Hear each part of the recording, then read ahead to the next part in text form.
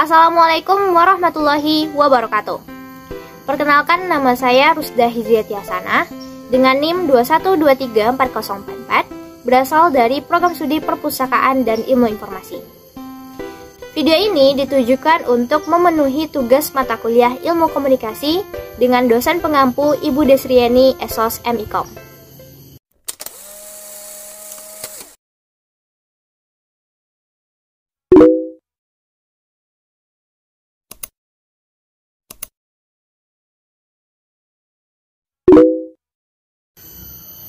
Pada pertemuan kali ini, saya akan membahas materi tentang bentuk-bentuk komunikasi. Langsung saja kita mulai dalam 3, 2, 1. Bentuk komunikasi yang pertama yaitu komunikasi intrapersonal. Komunikasi intrapersonal atau intrapribadi merupakan proses penyampaian pesan yang dilakukan dengan diri sendiri. Contohnya ketika kita sedang melamun, bercermin, berdoa, ataupun berimajinasi memikirkan ide-ide kreatif.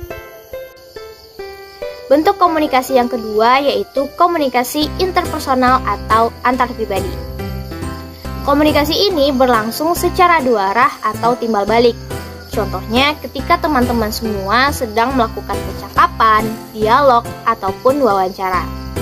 Ciri-ciri dari komunikasi interpersonal yaitu dilakukan oleh dua orang atau lebih, karena konteks komunikasinya adalah dua arah.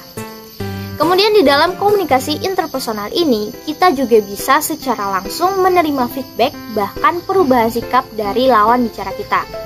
Selanjutnya, komunikasi interpersonal akan berjalan secara efektif apabila pihak terkait memiliki sikap positif, kesetaraan, dukungan, empati, dan juga keterbukaan.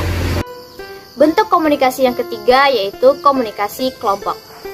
Komunikasi kelompok merupakan proses penyampaian pesan yang dilakukan dari individu ke kelompok ataupun kelompok terhadap kelompok.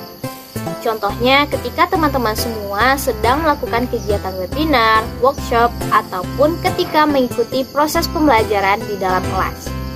Pada komunikasi kelompok ini, pesan yang disampaikan tidak bersifat pribadi. Artinya, pesan yang disampaikan ditujukan untuk kelompok tertentu atau untuk khalayak banyak. Selanjutnya yaitu komunikasi organisasi. Komunikasi organisasi merupakan proses penyampaian pesan yang dilakukan dalam suatu organisasi.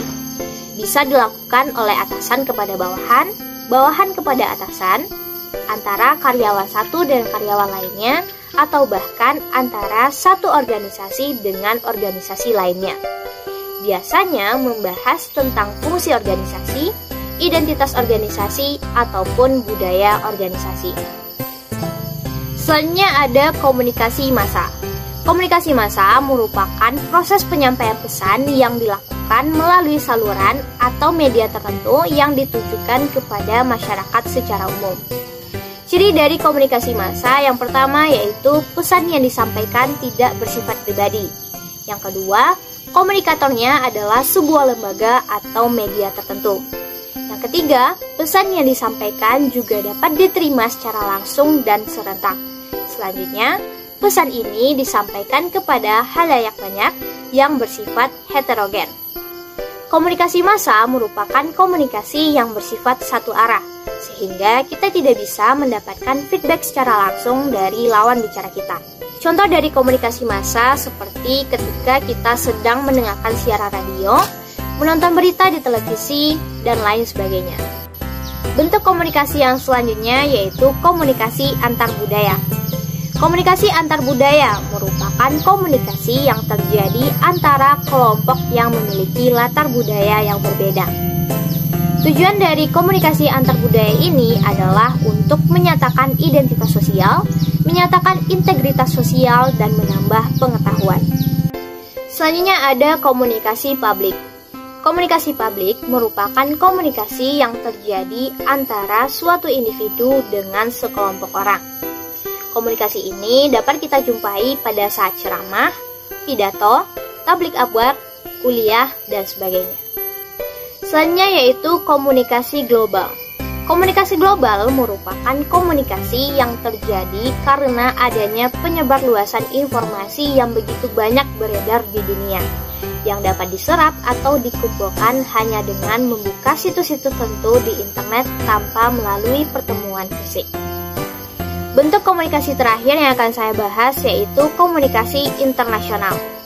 Komunikasi internasional adalah komunikasi yang dilakukan oleh komunikator yang mewakili suatu negara untuk menyampaikan pesan-pesan yang berkaitan dengan kepentingan negaranya. Pesan tersebut disampaikan kepada komunikan yang mewakili negara lain. Demikianlah pembahasan saya mengenai bentuk-bentuk komunikasi. Sampai jumpa pada pertemuan berikutnya.